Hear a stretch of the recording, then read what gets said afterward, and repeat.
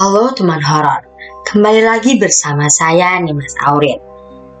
Kali ini saya akan membawakan cerita yang berjudul Wahana Maut oleh Mbah Ngesot. Sebelum mulai ke ceritanya, jangan lupa like, komen, dan subscribe agar kalian tidak ketinggalan cerita selanjutnya. Oke, gak usah lama-lama lagi, mari kita mulai ke ceritanya.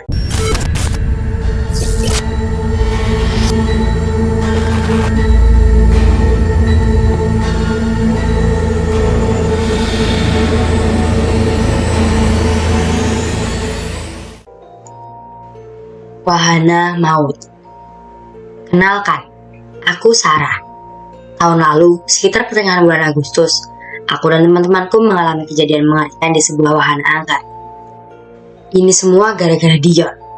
Kalau saja dia tidak mengajak kami main ke wahana itu, mungkin saja petaka ini tak akan pernah menimpa kami.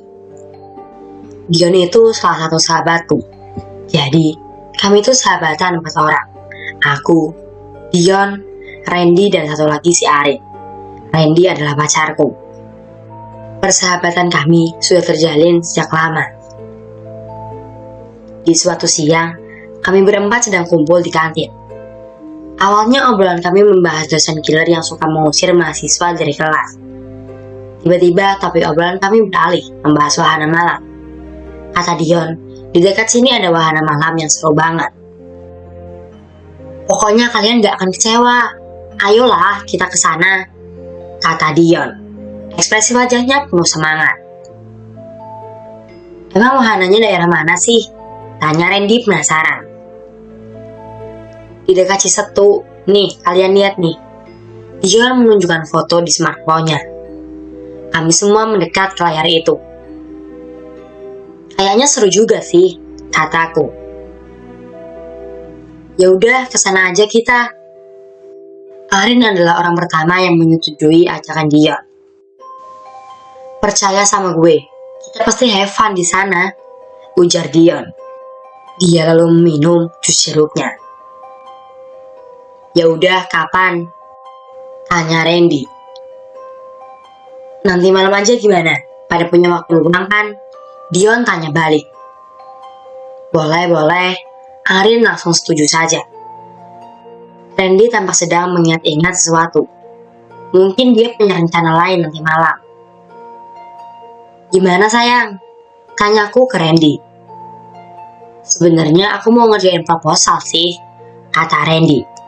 Pacarku ini emang seorang aktivis. Yah, Arin kecewa. Ayolah Ren, malam ini aja, bujuk Dion. Ya udah deh, gue ikut. Tapi jangan lama-lama ya, gue masih ada kerjaan. Akhirnya Randy menyetujui ajakan Dion. Siap. Pokoknya gue jamin wahananya keren banget. Dion mengacungkan jempolnya. Malam itu juga, kami pergi ke wahana malam. Sesampainya di sana, aku melihat tidak ada yang aneh di wahana itu. Suasananya gemerlap oleh lampu warna-warni. Ada banyak pilihan wahana, seperti Biang Lala, komedi putar, rumah hantu, ombak banyu, dan masih banyak lagi. Kita mau nyoba apa dulu nih? Tanya Dion. Ombak banyu seru kayaknya, Arin mengusulkan. Kami semua setuju saja dan langsung menuju wahana ombak banyu. Sejujurnya aku takut naik wahana itu, karena menurutku wahana ombak banyu itu membahayakan. Untung saja ada Randy, nanti aku bisa pegangan ke tangannya. Kebetulan, saat itu tidak banyak orang yang naik ombak banyu. Aku duduk di samping Randy, sementara Dion dan Arin duduk di seberangku. Ombak banyu pun mulai berputar-putar, dan semakin lama putarannya semakin kencang. Aku berteriak ketakutan sambil memejamkan mataku. Randy malah ketawa-tawa. Tampaknya dia senang kalau melihatku ketakutan. Sesekali ku buka mata, dan saat itulah kulihat ada seorang perempuan yang duduk di samping kiri Arin. Padahal aku ingat betul kalau tadi tidak ada siapa-siapa di sana. Sejenak aku perhatikan wanita itu. Dia tertawa-tawa seperti sedang menikmati wahana. Selang beberapa saat, putaran ombak banyu melambat dan berhenti seketika. Anehnya wanita yang tadi duduk di samping Arin tiba-tiba hilang begitu saja. Rin, gue Gue tadi lihat ada orang yang duduk di samping lu, kataku, setelah kami semua turun dari wahana. Iya, si Dion kan, jawab Arin santai. Bukan Dion, itu cewek kok. Halah, lo mau nakut-nakutin gue di tempat ramai kayak gini? Arin malah tertawa. Mungkin kamu salah lihat sayang. Randy merangkul pundakku. Ya udah, yuk naik yang lain lagi, ajak Dion. Dia kayaknya tak peduli dengan apa yang kulihat barusan. Rumah hantu, seru kayaknya. Lagi-lagi Arin mengusulkan. Iya, kayaknya seru nih. Masuknya berdua-berdua ya, usul Randy. Iyalah, lagian aku gak mau kalau harus sendirian, kataku sambil melirik manja ke wajah Randy. Iya sayang, aku gak akan biarin kamu sendiri kok. Randy mengelus kepalaku. Dih, bucin mulu kalian nih, kata Arin. Biarin aja Rin, udah syukur mereka jadian. Bayangin, mereka udah sama-sama suka dari semester 1, dan baru minggu kemarin si Randy berani nyatain cinta. Dion menimpali sambil tertawa cekikikan. Ya udah yuk, ajak Dion. Dion dan Arin masuk duluan, sementara aku dan Randy menunggu di depan pintu rumah hantu. Selang beberapa saat, petugas yang jaga rumah hantu pun menyuruh kami masuk. Aku benar-benar tegak, memegang erat tangan kanan pacarku. Tenang aja, hantunya cuma bohongan kok. Randy tersenyum. Suasana di dalam sangat ramai. Di sebelah kananku ada burung hantu yang sedang bertengger. Dia memperhatikan kami yang melintas di hadapannya. Rumah hantu itu sangat menyeramkan. Ada pocong, kuntilanak, genderuwo, dan juga Dracula. Aku tak sanggup menyaksikan hantu-hantu itu dan sesekali sembunyi di pelukan Randy. Lain halnya dengan pacarku itu. Bukannya takut, dia malah ketawa-ketawa. Tak lama kemudian, kami pun keluar dari rumah hantu itu. Di halaman belakang, kulihat Dion sedang berbicara dengan seorang petugas bertubuh kurus. Dion tampak panik. Kenapa Dion? Tanya Randy. Arin kenapa? Tanyaku dengan nada tinggi. Arin hilang, ujar Dion. Dia sangat ketakutan. Keringat membasahi wajahnya seperti orang yang baru saja dikejar-kejar setan. Tadi, saya sama teman saya masuk rumah hantu ini, Pak. Pas kami di dalam, tiba-tiba dia hilang gitu aja. Jelas Dion. Petugas itu lalu berbicara melalui HT. Monitor, tolong jangan dulu ada yang masuk ke rumah hantu. Kita mau cari orang hilang. Hah? Hilang? Iya Pak, siap, kata seseorang melalui HT. Kami pun masuk kembali ke rumah hantu itu. Tapi anehnya, kami tak menemukan Arin di sana. Malam itu juga, kami langsung lapor polisi. Rumah hantu itu pun dibongkar.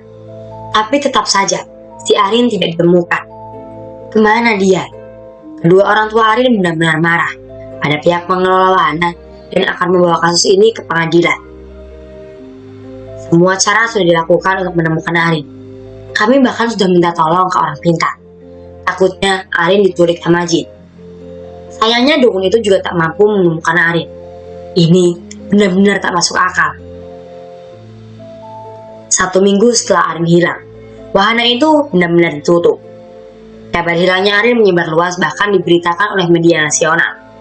Aku masih penasaran, ada apa dengan wahana itu? Apakah memang wahana itu angker?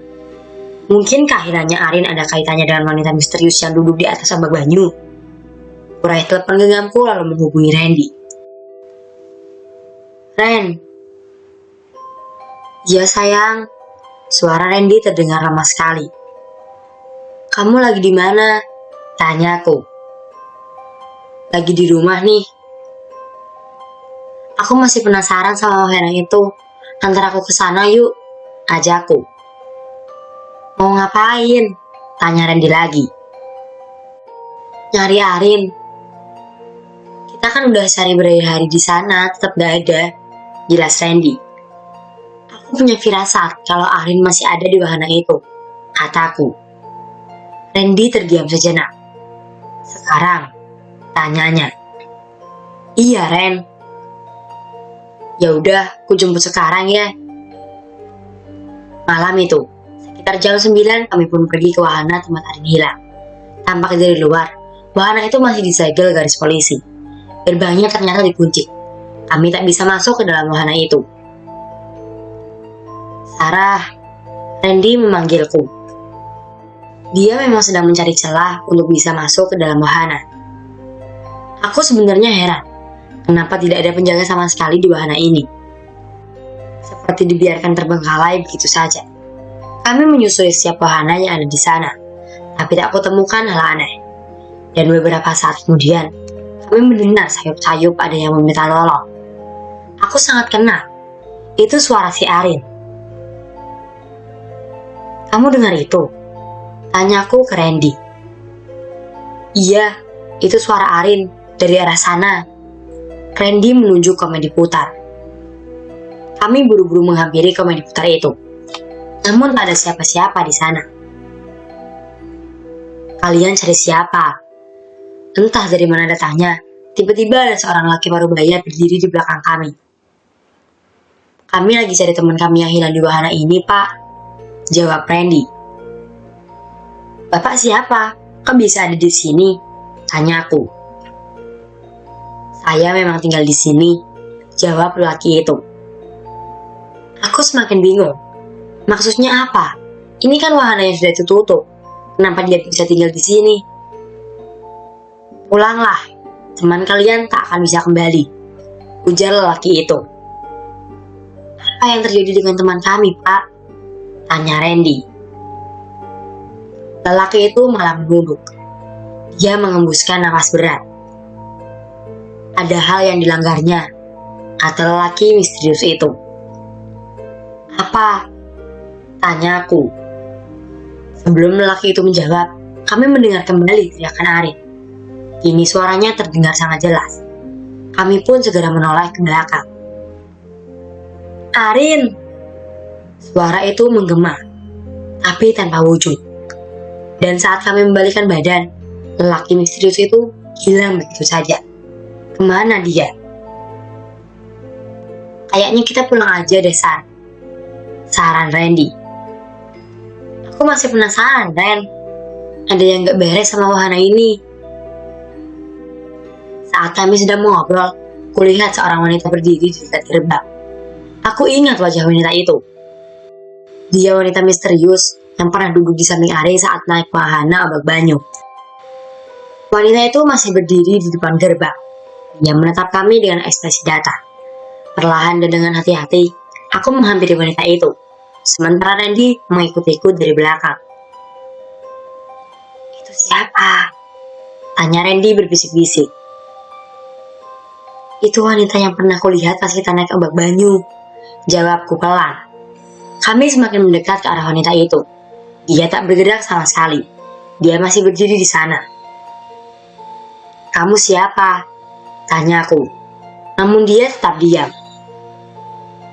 Mendingan kita pulang aja yuk, bujuk Randy. Mungkin dia mulai curiga kalau yang berdiri di hadapan kami bukan manusia. 10 tahun lalu, 20 orang mati di sini. Teriak wanita itu secara tiba-tiba. Teriakan itu sangat keras. Aku belum pernah mendengar teriakan sekencang itu. Kedua telingaku sakit. Sambil terpejam, ku tutup telingaku dengan tangan. Aku dan Randy meringis kesakitan. Randy pun buru-buru menarik lenganku. Dia membawaku keluar dari kawasan wahana itu. Dari kejadian semalam, aku mendapat sebuah petunjuk. Lelaki misterius itu bilang, kalau si Arin telah melakukan kesalahan di dalam wahana rumah hantu. Tapi apa kesalahan itu? Satu-satunya orang yang bisa menjawab pertanyaan ini adalah dia. Iya, dia yang masuk ke rumah hantu itu bersama Arin. Aku dan Randy pun berangkat ke rumah dia. Saat kami temui, ternyata dia sedang tidak ada di rumah. Dari kemarin, Dion memang sulit sekali dihubungi. Nomor teleponnya tidak aktif. Kata orang tua Dion, dia lagi ada urusan di kampung. Kalau boleh tahu, kamunya di mana ya, Bu? Tanyaku. Dia pun menyebutkan nama kamu itu. Aku tahu itu di mana, ujar Randy. Ya udah, kita susul aja dia, kataku. Memang ada urusan apa ya sama Dion? Kok kayaknya mendesak sekali? Tanya Ibu Dion. Aku dan Randy terdiam sejenak dan salah tingkah. Ada tugas kuliah yang harus kami selesaikan bersama, Bu, kata Randy berbohong. Oh begitu ya? Ya sudah, susul aja ke sana. Kalau udah sampai di kampungnya Dion, tanya aja di mana rumah Ambu Minah. Itu rumah neneknya Dion. Dia menginap di rumah neneknya, jelas Ibu Dion. Perjalanan dari rumah Dion ke kampung itu memakan waktu 4 jam. Aku dan Randy naik kereta dan setibanya di stasiun, kami melanjutkan perjalanan dengan menggunakan angkot. Sekitar jam 5 sore, kami akhirnya tiba di kampung itu. Di sepanjang jalan, aku perhatikan, Randy sering sekali memijat bagian lehernya sendiri. Kamu sakit? Tanya aku. Enggak kok, aku kayaknya salah posisi tidur nih, jadinya leherku pegel banget. Oh gitu, nanti di rumah neneknya Dion aku pijitin ya, kataku. Thanks ya sayang, Randy tersenyum. Setelah kami bertanya sana sini soal lokasi rumah Ambu Minah, ternyata rumah nenek Dion itu terpisah dari perkampungan. Kami harus melintasi pematang sawah terlebih dahulu untuk sampai ke sana. Seperti rumah adat Jawa pada umumnya, rumah Ambu Minah dindingnya terbuat dari papan. Ada 4 tiang penyangga di bagian depan. Juga ada 2 buah kursi kayu dan sebuah gusi air di beranda rumahnya. Permisi, aku mengetuk pintu rumah itu. Perlahan pintu pun terbuka. Seorang nenek muncul dari dalam rumah. Rambutnya sudah penuh uban, semuanya putih. Dia mengenakan kaos partai dan celana hitam. Cari siapa ya? Tanya nenek itu. Suaranya lemah dan agak serak. Kami temannya Dion, Nek. Dionnya ada? Tanya aku. Oh alah, ayo masuk. Dion lagi tidur di kamar. Dari semalam dia sakit. Sakit apa, Nek? Tanya Randy. Badannya bentol-bentol, kata Ambu Minah. Saat ku tengok Dion di kamarnya, dia sedang tidur pulas. Wajahnya bengkak, tubuhnya penuh bentol. Aku semakin curiga kalau Dion juga melakukan kesalahan di rumah hantu itu. Penyakitnya aneh sekali dan tak wajar. Sampai malam tiba, Dion tak kunjung bangun. Dia tidur dengan sangat nyenyak. Aku tak tega kalau harus membangunkannya. Kami akhirnya menginap di rumah Ambu Minah. Kebetulan dia sangat baik dan mengizinkan kami untuk menginap di rumahnya. Ambu Minah memang hanya tinggal sendirian di rumah itu. Suaminya sudah lama meninggal. Kata Ambu Minah, dia senang kalau ada orang yang bertamu ke rumahnya. Apalagi kalau sampai menginap. Aku tidur di kamar dekat dapur. Sedangkan Randy tidur di kamar yang bersebelahan dengan kamar dia. Tepat jam 12 malam, tiba-tiba aku terbangun. Ku dengar ada suara arangan seorang laki di luar. Pelan-pelan ku intip dari balik pintu kamarku. Ternyata arangan itu berasal dari kamar Randy. Kenapa dia? Dengan panik, aku segera lari ke kamar Randy. Pintunya terkunci. Gedor-gedor dari luar sambil berteriak memanggil namanya. Tapi Randy tak mau membukakan pintu. Mendengar kegaduhan itu, Ambu Minah pun muncul dari dalam kamarnya. Dia juga panik dan langsung menanyakan apa yang sedang terjadi. Ada apa ini? Tanya Ambu Minah dengan panik. Randy kayak teriak kesakitan, gimana ini Bu? Tanya aku.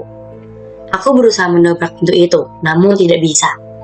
Dengan tergopoh-gopoh, Ambu Minah pergi ke dapur. Nah, pakai ini, kata Ambu Minah. Aku segera menghampirinya ke dapur. Dia menyerahkan linggis kepadaku. Tanpa ancang-ancang lagi, ku congkel pintu itu menggunakan linggis. Aku sempat kesulitan mendobraknya. Tapi akhirnya pintu itu berhasil kudobrak. Di hadapanku, tampak Randy sedang berdiri sambil mengamuk kesakitan.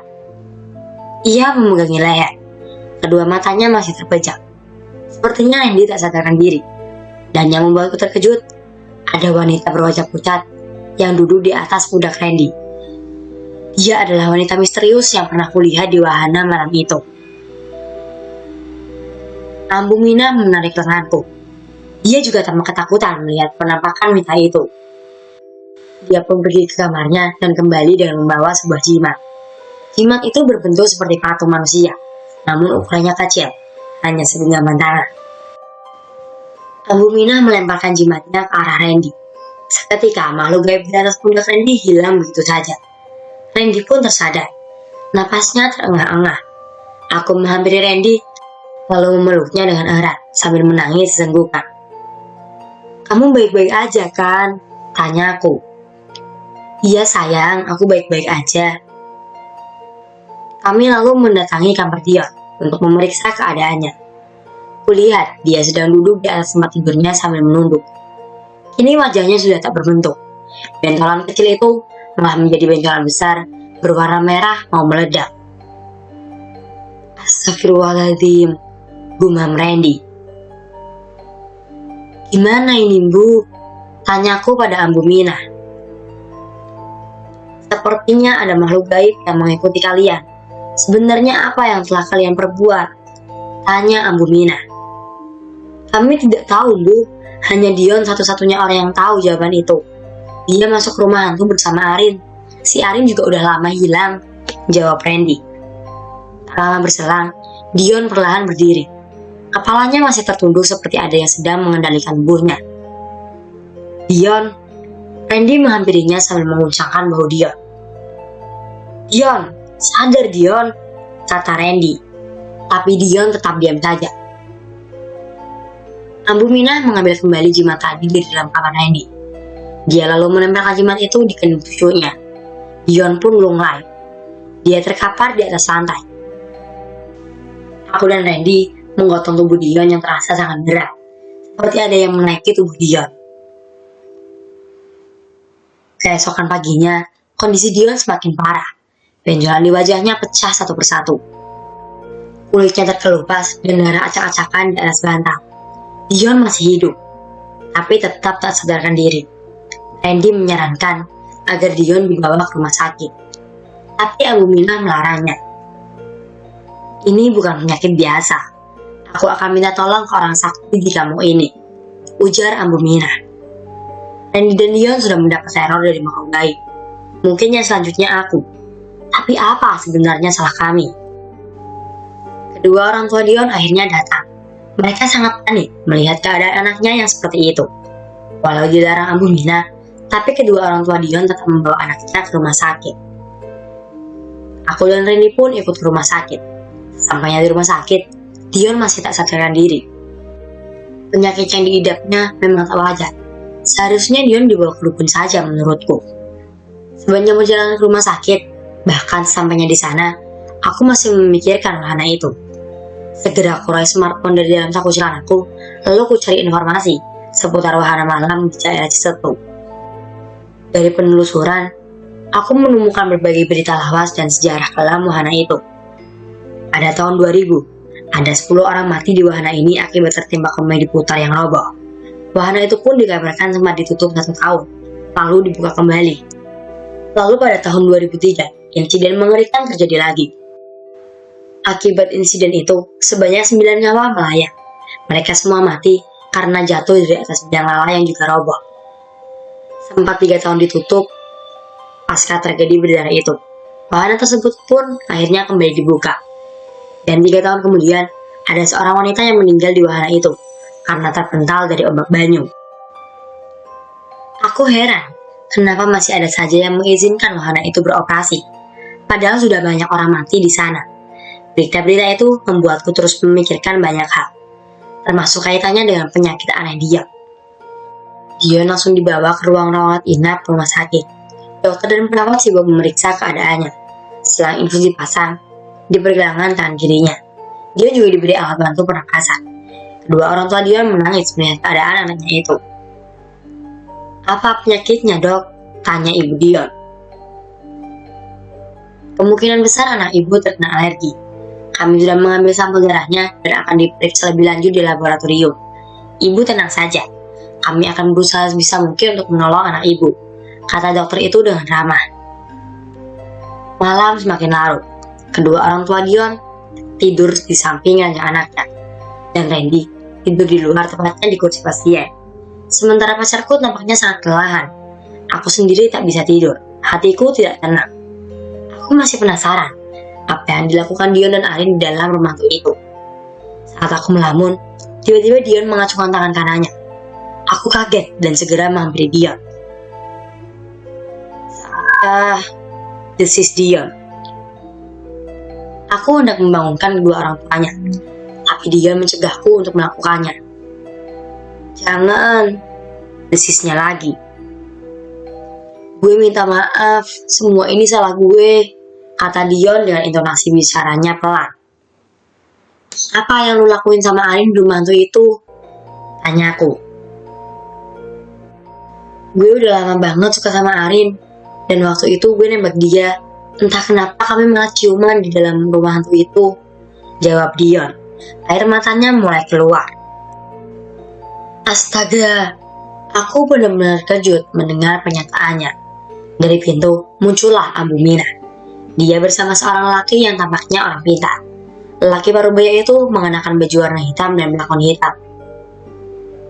Wah, ini sih dikerjain sama setan, kata lelaki itu. Tolong cucu saya, bah, pinta Ambu Mina. Kemudian lelaki yang dipanggil Abah itu membakar minyak. Mendengar suara agak gaduh, kedua orang tua Dion bangun. Mereka bingung apa yang sedang terjadi. Apalagi saat melihat anaknya sudah sadar. Ibu Dion hendak memanggil dokter, tapi Ambu Mina melarangnya. Ini masalah goib. Percayalah, anakmu akan selamat, kata Ambu Mina. Dukun itu tampak berkomat kamit. Dia lalu meringis seperti menahan sakit. Tangan kanannya diarahkan ke tubuh Dion. Dia seperti sedang menarik sesuatu dari dalam tubuh Dion. Urat leher dukun itu sampai terlihat jelas. Saat itu juga, Dion muntah. Dia mengeluarkan 2 gumpalan daging dari dalam mulutnya. Daging itu berbentuk bulat dan berlumur darah. Dion pun kembali tak sadarkan diri. Namun keesokan paginya, kondisi Dion membaik. Dia sudah bisa makan. Benjolan di sekujur tubuhnya mulai kempes. Dukun itu memang sangat sakti. Apa salahnya minta tolong ke dia untuk mencari keberadaan Arin? Untungnya, dia bersedia. Nama dukun itu adalah Abah Sidik. Dia bilang kalau Arin masih hidup. Arin terjebak di wahana malam itu. Sangat mudah untuk menyelamatkan temanmu itu, ujar Abah Sidik. Dia sedang sarapan pagi di ruangan tempat Dion dirawat. Bagaimana caranya, Bah? Tanya Randy. Dukun itu mengeluarkan cermin kecil dari dalam tasnya. Datanglah ke sana dan pakai cermin ini. Kalian bisa melihat keberadaan teman kalian melalui cermin itu, ujar Abah Sidik. Randy menerima cermin pemberian Abah Sidik. Bingkai cermin itu terbuat dari kayu. Ada gagangnya seperti kipas. Kalau kalian sudah menemukannya, taburkan garam ini di lokasi tersebut. Nanti teman kalian akan keluar dari alam gaib, tambah Abah Sidik. Terima kasih, Bah. Kami akan coba saran Abah, timpalku.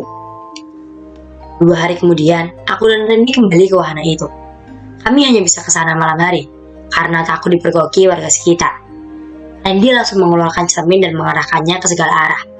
Dari cermin itu, kami melihat hal yang sangat mengerikan. Wahana itu dipenuhi pengunjung. Wajah mereka hancur. Ada yang bola matanya keluar, ada yang lidahnya menjulur sampai ke tanah, dan ada yang tak punya kepala. Juga banyak anak-anak perempuan yang berpakaian putih. Mereka berlarian ke sana kemari sambil tertawa cekikikan. Padahal secara kasat mata, wahana ini sepi sekali. Aku dan Randy terus memberanikan diri untuk mencari keberadaan Arin. Anehnya, kami belum juga menemukannya. Coba angkat ke atas, saranku. Randy mengangkat cermin itu ke atas. Dari atas, tampak Arin menggantung di atas biang lala. Dia tak sadarkan diri. Bajunya nyangkut di biang lala itu. Di sana, kataku sambil lari ke arah biang lala. Randy pun mengeluarkan garam dari dalam sakunya. Dia melemparkan garam itu ke arah biang lala. Seketika saja, wujud Arin tampak jelas menggantung di atas sana. Aku pun menelpon polisi. Tak lama kemudian, para polisi datang. Mereka pun langsung menghubungi damkar untuk menurunkan Arin. Tugas damkar berhasil menyelamatkan Arin. Dia masih hidup. Kondisinya sangat memprihatinkan. Wajahnya pucat dan bibirnya kering. Dia langsung dibawa ke rumah sakit. "Sayang, ayo kita ikut Arin ke rumah sakit," kataku sambil menoleh ke belakang. Namun Randy justru tidak ada. Di mana dia? "Randy!" Aku sangat panik. Aku takut kalau dia diculik setan. Dari kejauhan, kulihat Randy berdiri di dekat ombak banyu dengan seorang wanita. Aku tak dapat melihat jelas siapa wanita itu. Ku hampiri Randy. Semakin dekat, wajah wanita itu semakin jelas. Dia adalah wanita yang pernah duduk di samping Erin. Dia juga yang beberapa hari lalu mengganggu Randy. "Kita sudah beda alam, jangan ikuti aku lagi," kata Randy. Nada bicaranya terdengar sedih. Wanita itu menggelengkan kepalanya. Matanya mulai basah. 1-2 bulir air mata menetes di pipinya. "Aku selalu mendoakan kamu, Amira. Tapi kali ini aku mohon jangan ganggu kehidupanku lagi," ujar Randy. "Sekarang tenanglah di alammu, sayang." Randy mengeluarkan sisa garam itu dari dalam sakunya. Ia lalu melemparkannya ke tubuh wanita itu. Wanita itu menangis sejadi-jadinya. Dia pun perlahan menghilang begitu saja. Randy awalnya tidak mau cerita siapa sebenarnya wanita itu. Tapi setelah aku memaksanya dan mengacam putus, dia akhirnya cerita semuanya. Amira adalah mantan kekasihnya. Ternyata dia adalah wanita yang meninggal akibat jatuh dari wahana ombak banyu. Pantas saja, Randy menolak saat diajak ke wahana itu. Beberapa tahun kemudian, kami lulus dari kampus. Namun, kejadian itu masih membekas di benakku dan tak akan pernah kulupakan. Satu hal yang kupelajari, bahwa manusia tidak hidup sendirian di dunia ini. Ada makhluk tak kasat mata yang hidup berdampingan dengan manusia. Mereka ada di sekeliling kita, atau bahkan tidur bersama kita setiap malam. Maka, jangan bertindak atau berkata sembarangan. Dan cerita tentang wahana maut pun selesai.